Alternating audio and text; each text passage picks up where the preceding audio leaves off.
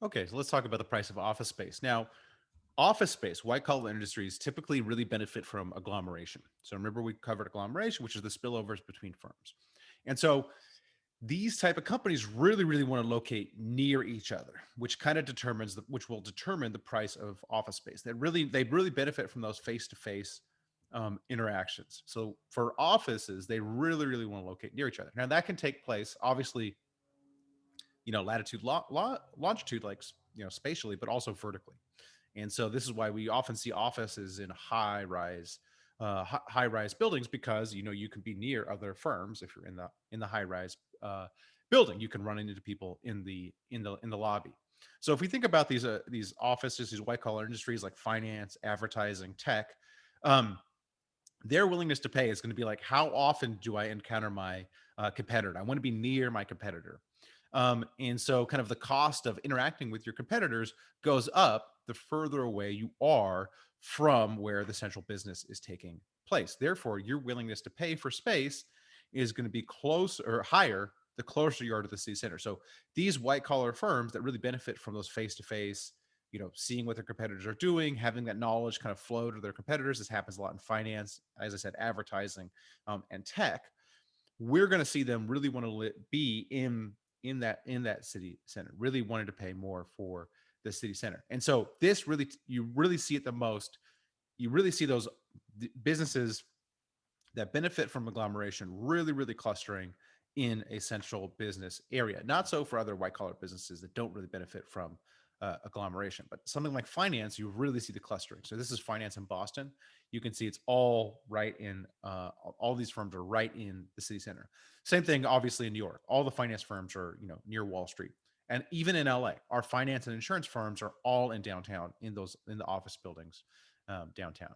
Okay, now cities are going to have a city center usually with all those like office agglomeration firms. You're going to have some suburban subcenters, which will also be firms that were kind of want to be close to the city center but not pay as much as rent.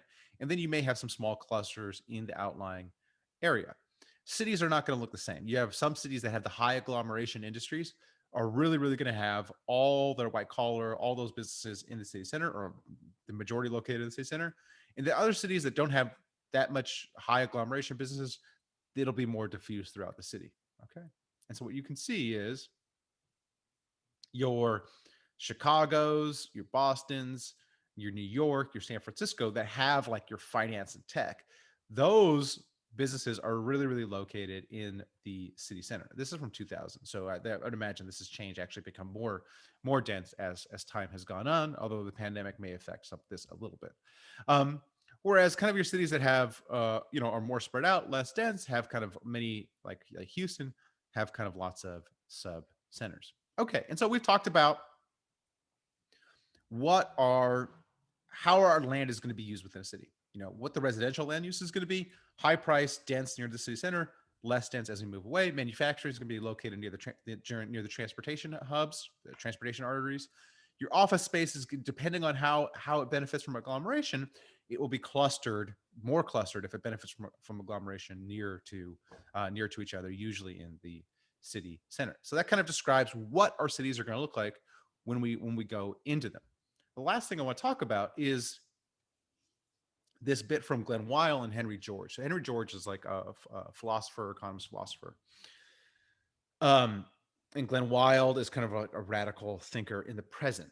And what Henry George is after is, he thinks the best thing to tax is land. This is actually my opinion as well. When you're taxing something, you want to tax something that can't be hidden. All right. People are going to naturally want to evade taxes. So you want to tax something that is, apparent to everybody.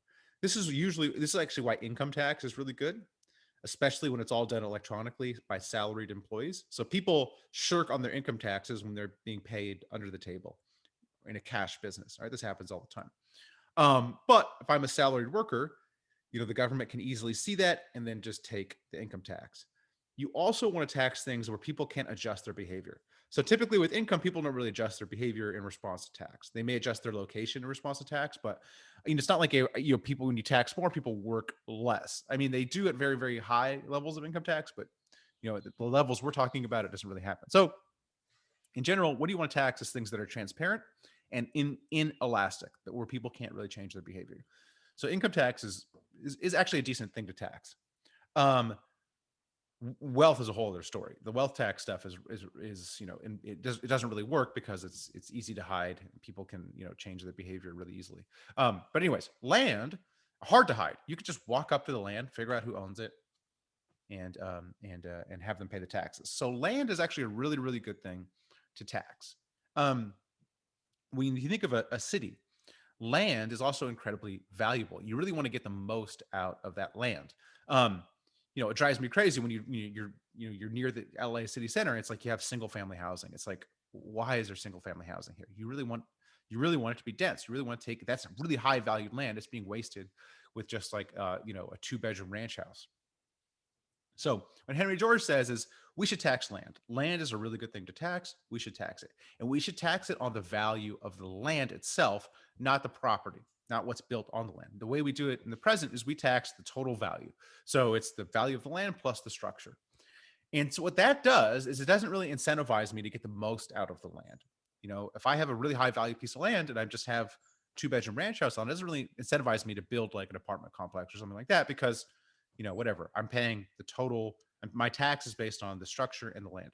If I was just assessed on how valuable that land was, I would be incentivized to make sure I'm getting the most out of the land. So Henry George says that. Glenn Weil comes along and says, this is good, but how do we determine, what the value is? Um, and how do we incentivize people to tell the truth about what the value of the land is? And so what he says, we should do the Henry George thing. We should tax the land. We should go one further. And how do we determine value? Is we let people tell us what the value is.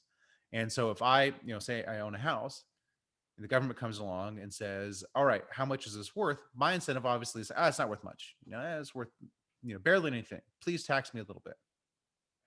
What Glenn Weil says is that, okay, you could do that, but once you declare a price for your land, somebody else can come along and buy it from you. So basically, what Glenn Weil is saying is like, in order to get the most out of this land tax, the way we should do it is people set the value, they reveal their value, but then other people have the right to buy it from them at that value. So when I'm setting the value of my house, like I want to set a high price for it because if I don't want anybody to buy it, I want to set a high price. And I want to set a price such that if somebody did buy it at that price, I'd be fine. Okay, that's so much money that I'm okay with it. However, if I set a high price, I'm going to have to pay higher taxes. So Glenn Weil says, look, if you want a tax system where you get the most amount of taxes, you get honest responses about what the value is of a land is, this is the best way to do it. Now, the issue with this is obviously you have people who maybe, would be selling their houses that didn't want to sell their houses. But it's an intriguing idea, and it's just a thought provoking idea that I wanted to share with you.